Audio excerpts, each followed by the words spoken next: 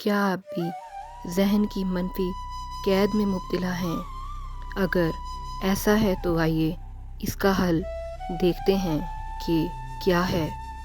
جب آپ اپنے ذہن کی قید میں مبتلا ہو جاتے ہیں تب آپ ان چیزوں کو محسوس ہی نہیں کر پاتے جو چیزیں آپ کے پاس موجود ہوتی ہیں، کیونکہ آپ کا ذہن منفی سوچوں میں مبتلا ہوتا ہے اور آپ اس کی قید میں مبتلا ہو جاتے ہیں۔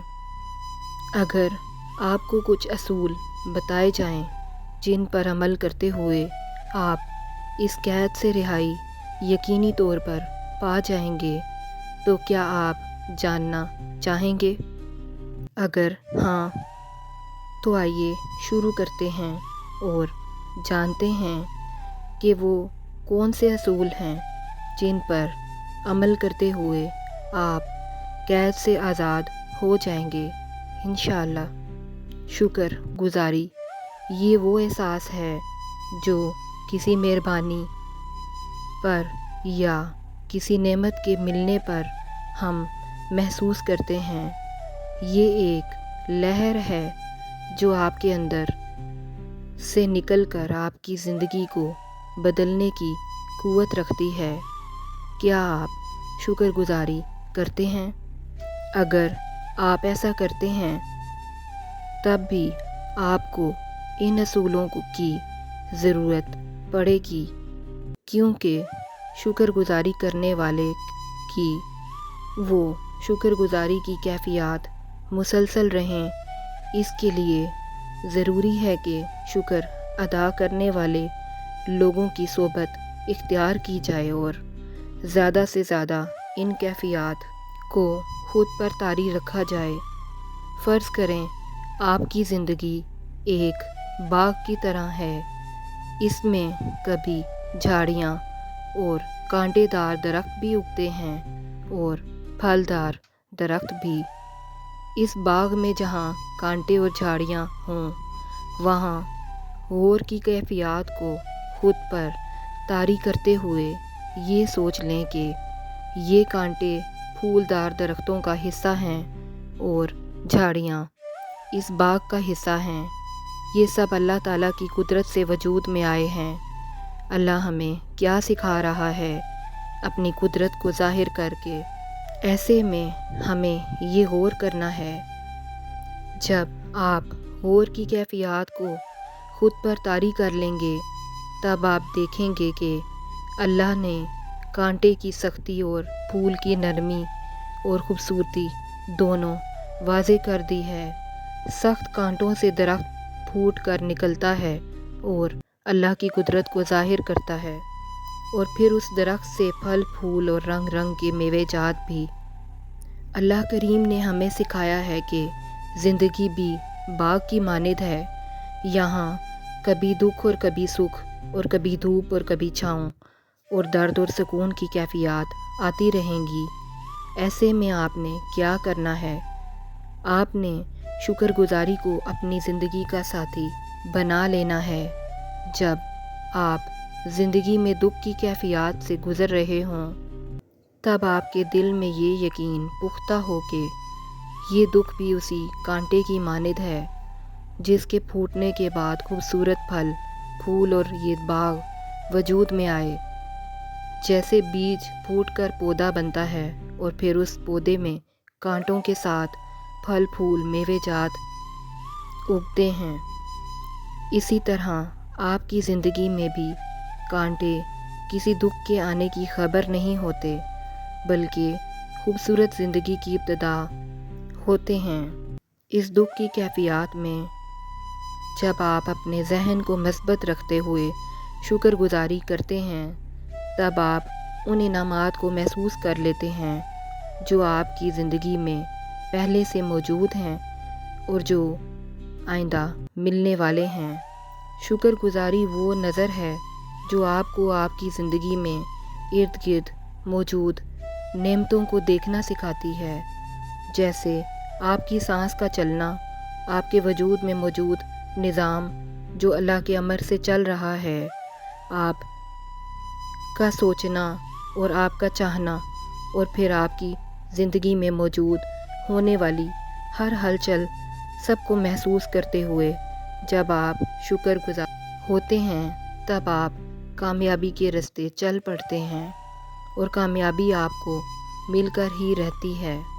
جب آپ شکر گزاری کی کیفیات میں رہنا شروع کر دیتے ہیں تب آپ اپنی وجود کے اندر موجود طاقت کو تبدیل ہوتا دیکھتے ہیں، منفی سے مثبت ہوتے ہوئے۔ ایسا کرنے سے آپ کے اندر موجود منفی طاقت کمزور ہو جاتی ہے، تب آپ کی زندگی میں آپ کا منفی پہلو کی طرف رجحان بھی کم ہو جاتا ہے اور آپ کے اندر موجود مثبت توانائی طاقتور ہوتی ہے، جس سے آپ کے اندر موجود مثبت طاقت مثبت ترجیحات کو اپنی طرف کھینچتی ہے۔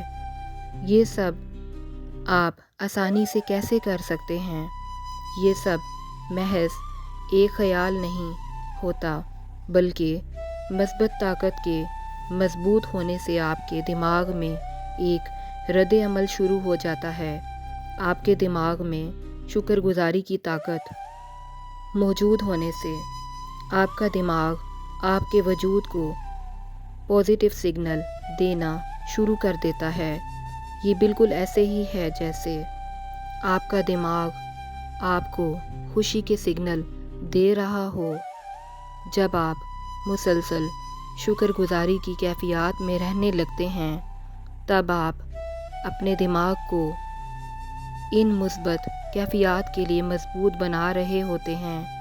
آپ کا وجود، آپ کا دماغ سوچنے سمجھنے اور آپ کے جذبات کو کنٹرول کرنے کا ذمہ دار ہوتا ہے۔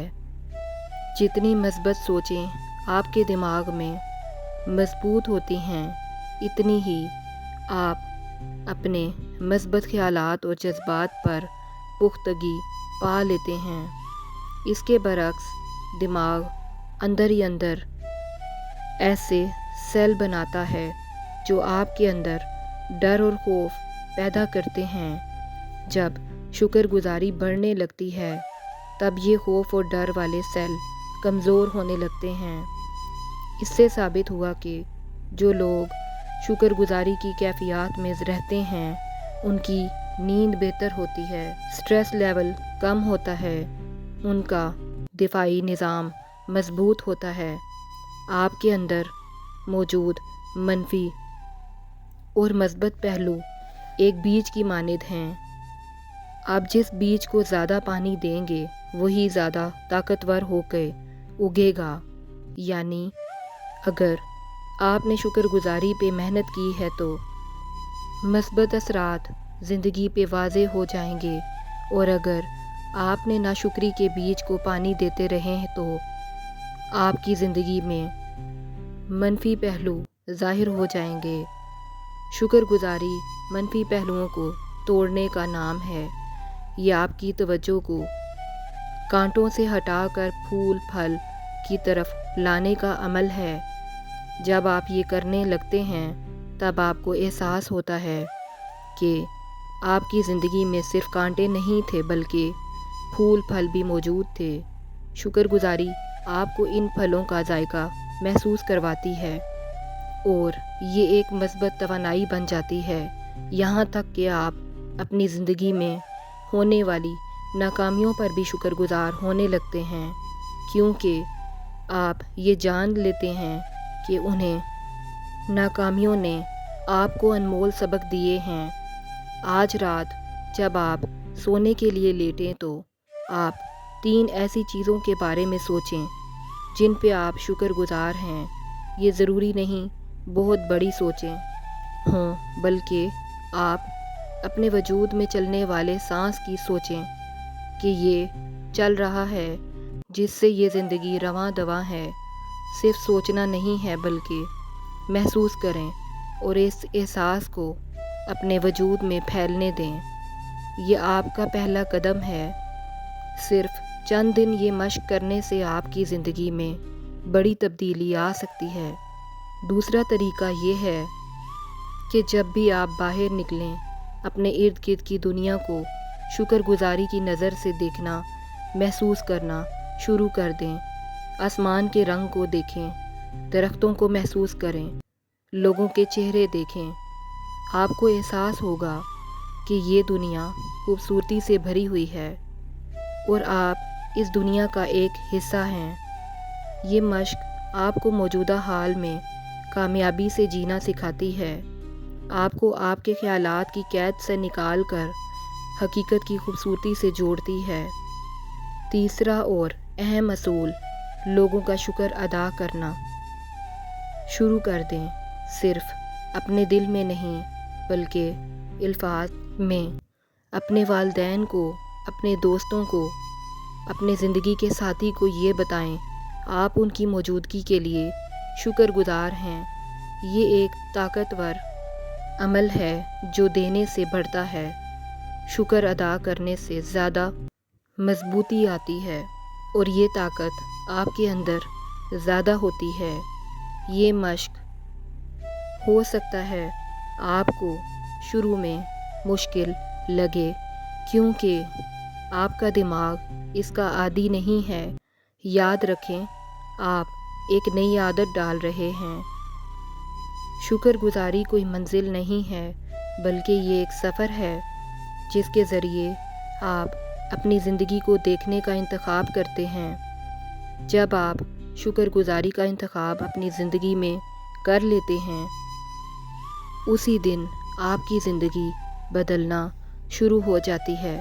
آپ کی زندگی میں مزید ایسی چیزیں آنے لگتی ہیں جن سے آپ شکر گزار ہو سکیں، یعنی نعمتوں میں اضافہ ہونے لگتا ہے۔ تو آج ابھی اسی وقت ایک گہری سانس لیں اور سوچیں وہ کون سی ایسی چیزیں ہیں جن کے لیے آپ ابھی شکر گزار ہوں۔ اس احساس کو اپنے اندر تلاش کریں کیونکہ آپ نے اپنی زندگی کے باغ کو سرسبز شاداب کرنا ہے اللہ کے حکم سے اور عطا کردہ نعمتوں پر شکر سے۔ اپنے ارد گرد بھی دیکھو تم، بس اپنے حصار میں رہو نہ گم۔ ان رشتوں کو بھی ترتیب دو جو رشتے دور قریب کے، جو رشتے دل کے غریب تھے، جو رشتے دل کے امیر تھے۔ سب رشتوں کو ترتیب دو، ان حصوں کو ترتیب دو جو حصے رزق ذخیرہ ہیں، وہ حصے دو تم غریب کو۔ جو دل برداشتہ ہو گئے تھے وہ بھوک میں پیارے سو گئے تھے۔ بھوک میں سوتے رشتوں کو ترتیب دو ان قسطوں کو جو قسط وار تمہیں دینا ہے۔ ان رشتوں کو جو سو گئے تھے، جو دل برداشتہ ہو گئے تھے، نیند سے جب یہ جاگیں گے اپنے حق یہ مانگیں گے۔ روز حشر تم کیا دو گے؟ اسی حصار دنیا میں اپنے ارد گرد بھی دیکھو تم، اپنے حصار میں رہو نہ گم، اپنے حصار میں رہو نہ گم۔